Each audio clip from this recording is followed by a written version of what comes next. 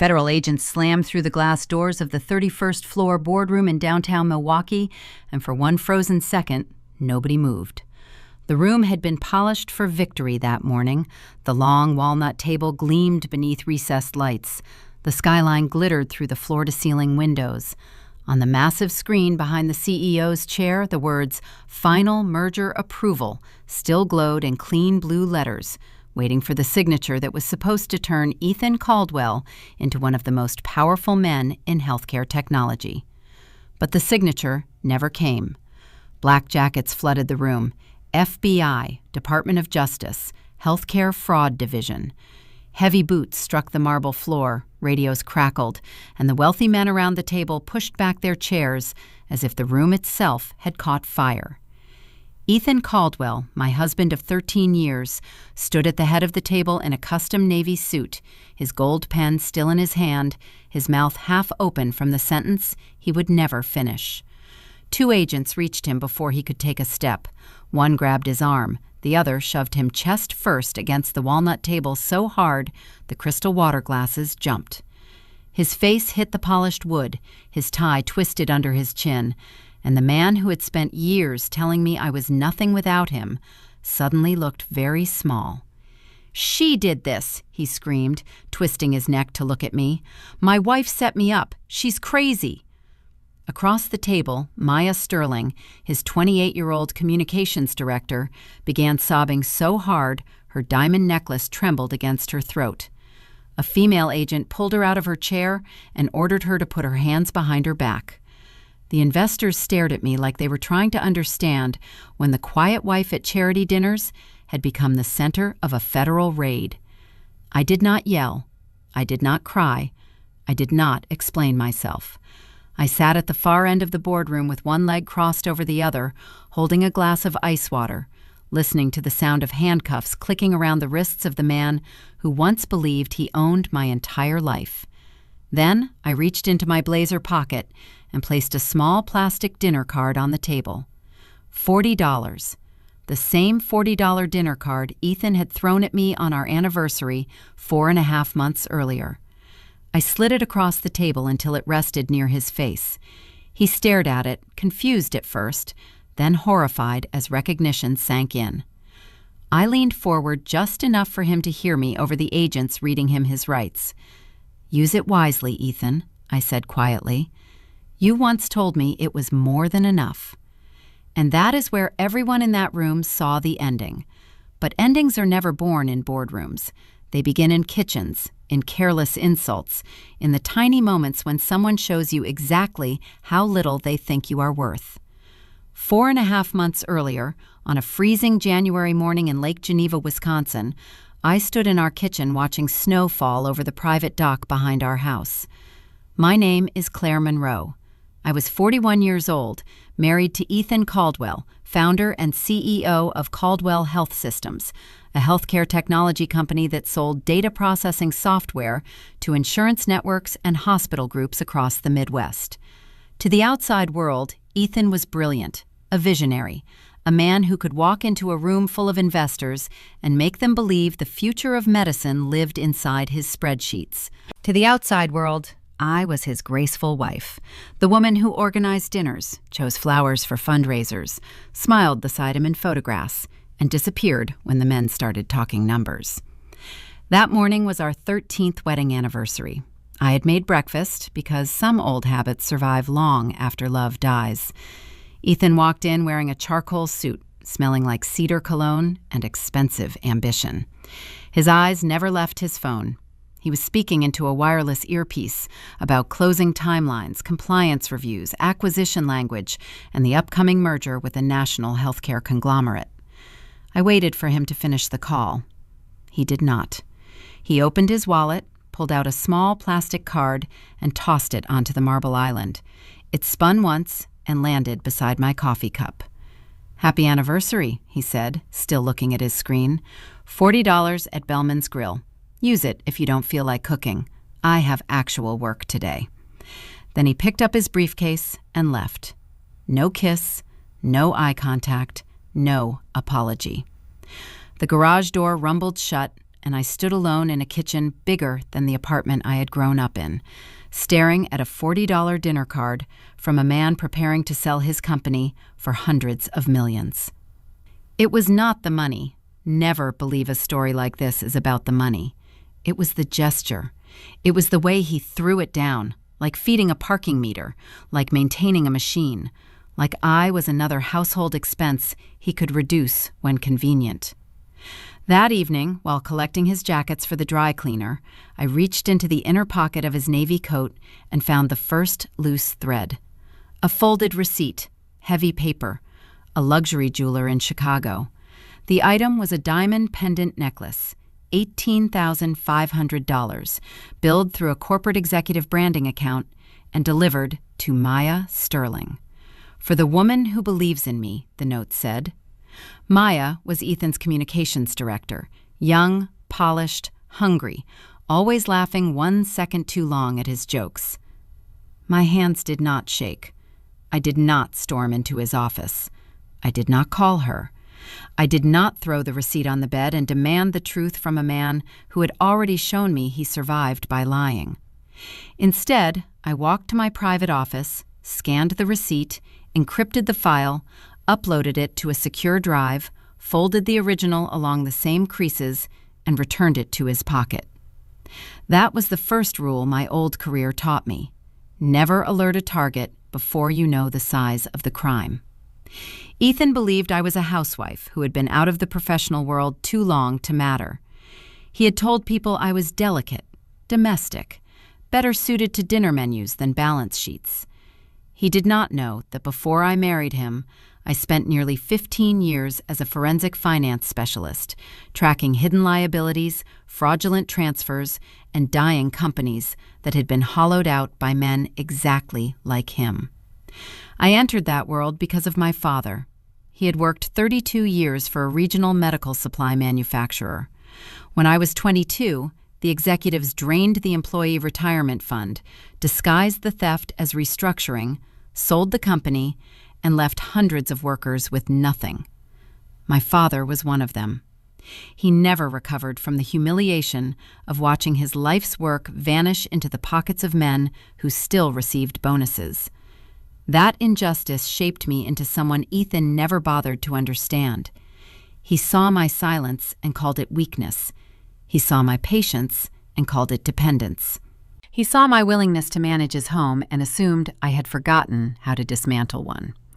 A week after our anniversary, Ethan announced that he had to spend the weekend in Chicago finalizing documents for the merger. He said the legal teams were breathing down his neck and he could not afford distractions. He did not mention that Maya had booked a suite at a lakeside hotel under a corporate travel code. I smiled, packed his shirts, added his shaving kit, and told him I understood how much pressure he was under. He looked relieved. Men like Ethan do not fear betrayal from people they consider beneath them. Before he left, I opened my laptop on the kitchen counter and left several searches visible on the screen. Cheap divorce lawyer in Wisconsin. Small apartments near Milwaukee. Can a housewife survive without income? How to divide assets after long marriage. He saw them exactly as I intended. The ice in his glass stopped clinking. Then he laughed. Not a surprised laugh, a cruel one. He placed his hand on my shoulder, squeezing just hard enough to remind me who he thought held power. "Claire," he said, "don't embarrass yourself. You wouldn't last 2 weeks without me." I lowered my eyes and whispered, "You're probably right." He left happy. I waited until his car disappeared beyond the gate, then walked into my locked office, opened a laptop he did not know existed, and called Victor Hayes in Chicago. Victor was an attorney I had worked with years earlier during corporate restructuring cases. Brilliant, discreet, and completely allergic to moral theater. When he answered, he said, "Claire Monroe, that is a name I haven't seen on my screen in years." I said, "I need a Delaware holding company, layered ownership, no direct line to me until I choose to reveal it." The line went quiet for half a beat. "Divorce?" he asked. "Start with divorce," I said. "Prepare for a takedown." By Monday morning, Victor had created the first shell entity. By the second week, we were mapping Caldwell Health Systems from the outside: primary vendors, data processing contracts, short-term loans, software dependencies, bridge financing, and merger conditions. Ethan's company looked strong in press releases, but beneath the surface, it was stretched thin, held together by aggressive debt and investor confidence. That meant it had pressure points. Pressure points can be purchased. Pressure points can be squeezed. And when a man builds an empire on borrowed money, the person who owns the debt eventually owns the man. The first public crack came at the Lakefront Executive Club during a merger reception. Ethan wanted the room filled with investors, hospital executives, lawyers, and the kind of people who smiled without warmth. He wanted me there as decoration, but when I arrived in a simple black dress instead of something glittering, his jaw tightened. "At least try to look like you belong in this room," he whispered. I gave him a soft smile and said, "I wanted the attention to stay on you." His ego accepted the offering. He left me near the bar and went hunting for capital. 10 minutes later, Maya Sterling appeared beside me in a silver dress that looked designed to be noticed. Around her neck was the diamond pendant from the receipt, $18,500 catching the light every time she breathed. "Claire," she said, all sugar and poison, "I was hoping you'd come tonight. Ethan says these events can be overwhelming for you. It must be hard watching him move in a world you don't really understand." I looked at the necklace and smiled. "It's beautiful. Was it a special occasion?" She touched the pendant like a queen touching a crown. "A campaign bonus," she said. "Ethan said executive image matters before a merger. He told accounting to place it under branding. Smart, right?" I took a sip of water to hide the satisfaction moving through me. An affair is painful. A corporate expense misclassification is useful. Maya had just turned a personal betrayal into a financial exhibit. I excused myself, walked toward the restroom corridor, and sent Victor a message. "Check executive branding expenses. Look for an $18,500 jewelry purchase coded as campaign bonus." His reply came 2 minutes later. "Found it. First crack in the wall." Dinner that night gave me the second crack. A senior investor asked Ethan whether the stress of the merger had affected our home life. Ethan leaned back, full of wine and confidence, and gave the room his favorite version of me. "Claire doesn't involve herself in complex matters," he said. "She handles flowers, dinner menus, charity invitations. I handle the numbers. Honestly, it's easier when your wife doesn't ask questions about the balance sheet." The table laughed politely. I smiled politely. Under the table, my phone lit up. Victor had located a distressed debt position tied to Caldwell's primary data processing vendor, the vendor that kept half of Ethan's insurance analytics platform running. The message read, "Vendor note available, $6.2 million. Authorize?" Ethan was still talking, still explaining how helpful it was to have a wife who stayed out of business. I pressed authorize. While he mocked my intelligence over roasted salmon and red wine, I quietly purchased the first structural beam beneath his company. That is the thing about arrogance. It makes noise, and noise is wonderful cover for someone working in silence. Over the next month, Ethan's temper worsened. The merger review became more intense. Auditors requested deeper access. Questions surfaced about expenses. He responded the way controlling men always do when the world outside starts slipping. He tightened his grip at home. One morning, he took the household credit cards from my wallet and placed a new card on the kitchen island. "Temporary budget control," he said. $400. Keep every receipt. If you buy coffee, I want proof." I looked at the card as if frightened. "Of course." He exhaled, satisfied. He believed he had reduced me to grocery math. The moment he left, I moved $11 million through the holding company and authorized Victor to buy additional senior debt tied to Caldwell Health Systems. By the end of March, my anonymous entity controlled 67% of the company's senior obligations. Ethan controlled my coffee receipts. I controlled his oxygen. But the story did not stay between husband, wife, and mistress. Ethan's sister Daphne made sure of that. Daphne Caldwell owned a luxury spa chain that catered to women who confused expensive lighting with medical expertise. She had always treated me as if I were an unfortunate accessory Ethan had outgrown. In April, she hosted a charity event at her flagship spa and personally insisted I attend. I knew it was a trap. I went anyway. She seated me at the center table, surrounded by women who fed on gossip like oxygen. "Claire, darling," Daphne said loudly, "Ethan tells me you've been under stress.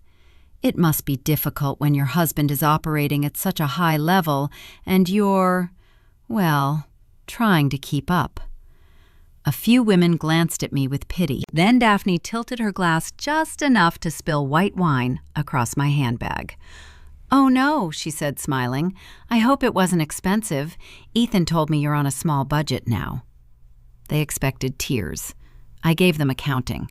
I dabbed the bag with a napkin and said, "Speaking of budgets, Daphne, how is your spa surviving after losing 41% of revenue in 2 quarters? The smile drained from her face. I continued softly, just loud enough for the table to hear. "Your locations have been using Caldwell's proprietary client management platform without a paid license. The costs are hidden in Ethan's research and development ledger, and if any of your spa client data has touched his healthcare systems, that becomes a data compliance problem, not a family favor." Daphne's fingers tightened around the glass until I thought it might crack. She did not spill anything else. That confrontation did more than silence her. It pointed me toward the ledger where Ethan was hiding the bigger wound. The next night, while Ethan slept upstairs after too much bourbon and too many angry calls, I entered his private office. He believed his system was secure because people like Ethan always confuse expensive technology with real protection. I used an encrypted drive, accessed the internal directories, and searched the account tied to Daphne's hidden software costs. That was when I found Employee Care Reserve. It was supposed to hold money for employee medical benefits, supplemental coverage, emergency family support, and health care reimbursements. People depended on that reserve when a child needed surgery, when a spouse needed treatment, when life became more expensive than a paycheck could handle. The withdrawals did not make sense. Consulting fees, wellness strategy, outside advisory, the same vague phrases repeated across multiple transfers. I followed the money through a fake consulting entity, then through a secondary account, then into escrow. The final document loaded slowly, line by line, until the property details appeared on the screen. A lakefront condominium in Madison. Purchase price, $720,000. Owner, Maya Sterling. For a moment, the office went completely silent around me. Ethan had not bought Maya a home with his own money. He had used the medical safety net of his employees. $3.1 million had been drained or redirected from Employee Care Reserve to support his lies, his mistress, and his merger timeline. I thought of my father. I thought of the day he sat at our dining table staring at a benefit statement that no longer meant anything. I thought of every employee at Caldwell Health Systems who believed their company would protect them if life turned cruel. And in that moment, my plan changed. This was no longer about divorce. It was no longer even about betrayal. Ethan was preparing to close a merger that would flood the company with enough money to bury the missing funds, confuse the audit trail, and let him walk away as a celebrated founder. I could not let him reach that signature. The final pieces came fast because desperate men become careless. Ethan needed cash to patch the reserve before Northbridge's last compliance review. One evening, he slid a stack of documents across the kitchen island and said they were routine family asset disclosures required for the merger. "Just sign where I marked," he said. The lawyers need it tonight. I scanned the first page, then the second. Beneath the harmless cover sheet was a property transfer document for our Lake Geneva home. If I signed it, I would surrender my ownership interest to him. He needed the house as collateral. I pushed the papers back. I need an independent attorney to review this. His face hardened. You don't need an attorney. You need to remember who paid for this house. I'm not signing tonight. The kitchen seemed to shrink around his anger. He called me ungrateful, paranoid, useless, a burden. Then he snatched the papers and stormed away. The next morning I checked the county records. He had filed the transfer anyway. My signature had been forged. The notary stamp belonged to Maya Sterling. She had not just accepted jewelry. She had not just accepted a condo. She had used her notary commission to validate a forged real estate document. Ethan then used that fraudulent filing to secure a $1.4 million emergency loan from a high-risk lender. He believed the money would buy him enough time to survive the merger. I let the loan proceed, not because I wanted him to succeed, but because every dollar he borrowed against forged documents made the case stronger. When the appraiser arrived at the house, I welcomed him with coffee, walked him through every luxury upgrade, and made sure he recorded the highest possible valuation.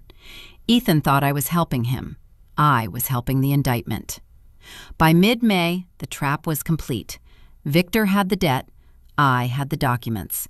The evidence tied together the necklace, the condo, the employee benefit reserve, the forged house transfer, the fraudulent loan, Daphne's spa, and the merger timeline.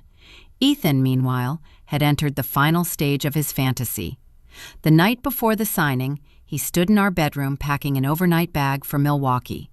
"Tomorrow I close the deal," he said, adjusting his cufflinks in the mirror. "After that, I'm filing for divorce." He turned to face me with the calm cruelty of a man who believed victory had already been notarized. "The house is mine now. You have 24 hours to pack what fits in your car. I expect you gone before I return from the celebration dinner." I folded a sweater and placed it neatly on the chair. "I understand." He smirked. "Try not to make a scene on your way out." Then he took his bag and left the room. I watched from the upstairs window as he walked to his black Bentley, the machine he loved more honestly than he loved any person. He pressed the key. Nothing. He pressed again. The headlights did not flash. The door would not open until he used the emergency key, and when he finally climbed inside, the dashboard glowed red. Registration inactive. Insurance compliance failure. Vehicle immobilized. Weeks earlier, I had quietly allowed the insurance and registration to lapse through an account I still administered. The financing system triggered a lock.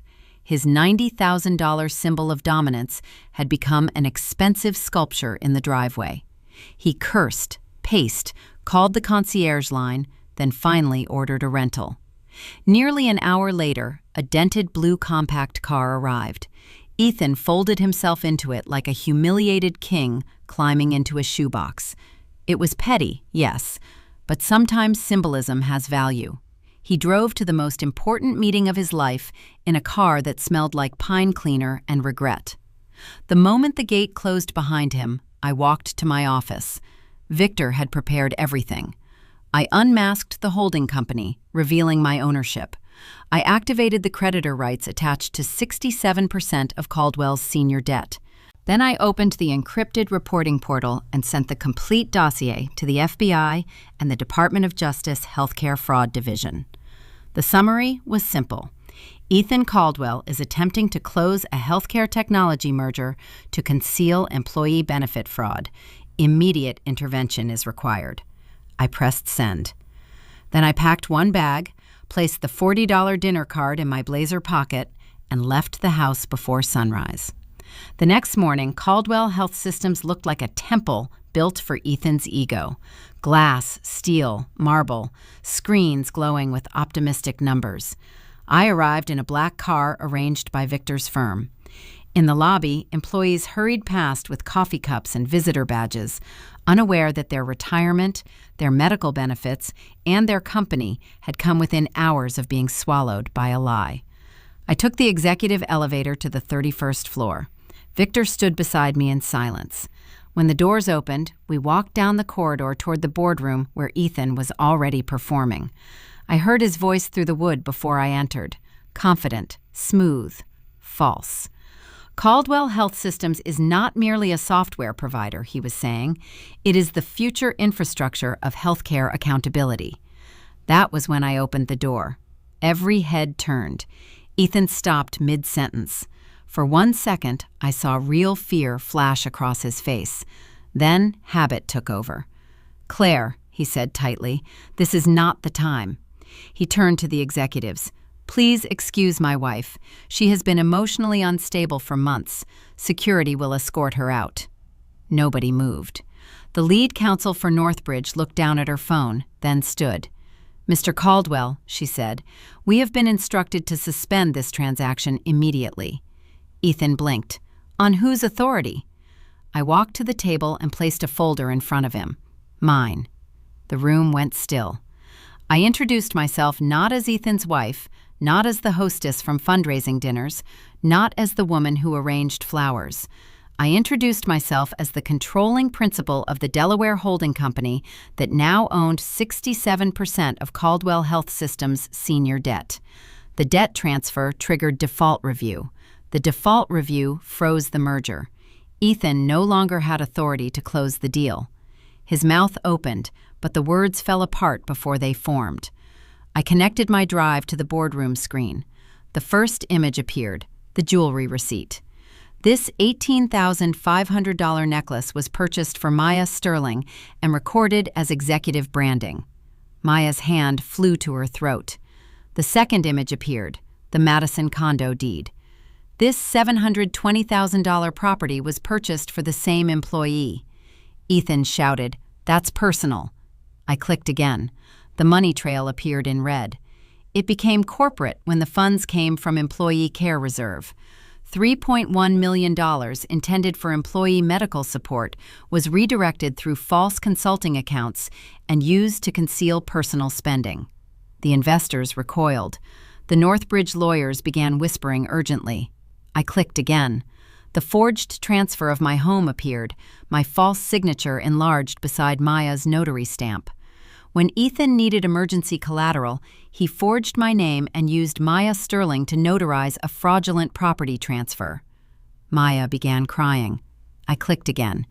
He then used that document to secure a $1.4 million loan to conceal the benefit shortfall before this merger closed. The final slides showed Daphne's spa, unpaid software access, hidden costs, and possible data contamination. By the time I finished, Ethan was gripping the edge of the table with both hands. His face had gone gray. "You don't know what you're doing," he whispered. "I know exactly what I'm doing," I said. "You didn't build an empire, Ethan. You built a crime scene." Then, as controlling creditor representative, I moved to remove him as CEO pending investigation. The board, already terrified of exposure, did not protect him. Ethan lunged toward me, more animal than executive, but security intercepted him and forced him down against the walnut table.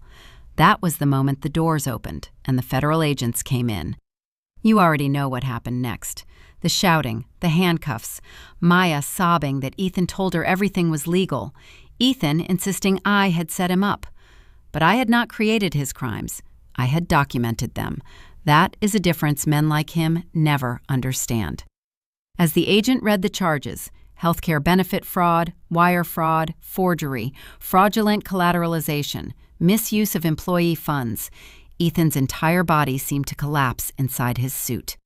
He looked at me not as a husband, not even as an enemy, but as a drowning man looking at the shore. "Claire," he begged, voice cracking, "tell them it's a misunderstanding. You control the debt now. You can fix this." I stepped closer. "I'm not negotiating anymore," I said. "I'm testifying." He started crying then, real tears, ugly and shocked. "I don't have anything. My cards are frozen. My car won't start. I can't even pay for a ride to court." That was when I placed the $40 dinner card on the table and slid it toward him. "You told me this was enough," I said. "Treat yourself." The agents pulled him out before he could answer. Maya followed in cuffs, her diamond necklace removed and bagged as evidence. Downstairs in the lobby, Daphne arrived like a storm in designer sunglasses, screaming that I had destroyed her family. I handed her a sealed envelope.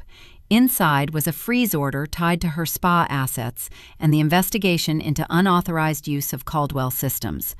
Her bank accounts were locked. Her equipment would be seized. Her flagship spa would be liquidated to help restore the Employee Benefit Fund. She read the first page, sat down in a lobby chair, and never finished her speech. 1 year later, the house in Lake Geneva is quiet in a way it never was when Ethan lived here. Quiet no longer means fear. It means ownership. Ethan Caldwell was sentenced to 10 years in federal prison. The man who once measured human worth by watches, cars, and boardrooms now wakes before dawn in a place where nobody cares about his title. Maya accepted a plea deal, received 5 years of supervised probation, lost her notary commission, and carries a felony fraud conviction that follows her into every job interview. Daphne's spa chain was dismantled, its equipment auctioned, its illusion of elegance sold piece by piece under fluorescent warehouse lights.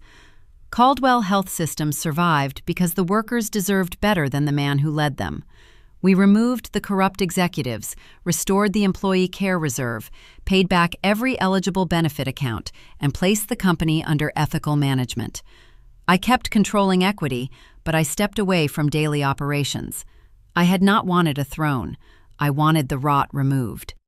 Sometimes people ask whether revenge healed me. That is the wrong question. Revenge is loud. What healed me was evidence, preparation, boundaries. The moment I stopped asking Ethan to value me and started valuing myself enough to act. If you are listening to this and someone in your life mistakes your patience for weakness, remember this. You do not have to scream to be powerful. You do not have to announce every move. You do not have to prove your worth to someone committed to misunderstanding you. Learn, save, document. Build your footing in silence. Let them laugh if they need to. Let them underestimate you if it keeps them careless. And when the truth finally walks into the room, it does not need to shout. It only needs to place the evidence on the table. So if this story kept you watching, hit the like button, subscribe, and tell me in the comments where you are listening from. And tell me this, have you ever been underestimated by someone who should have known better? Because sometimes the person they ignore is the person they should have feared most.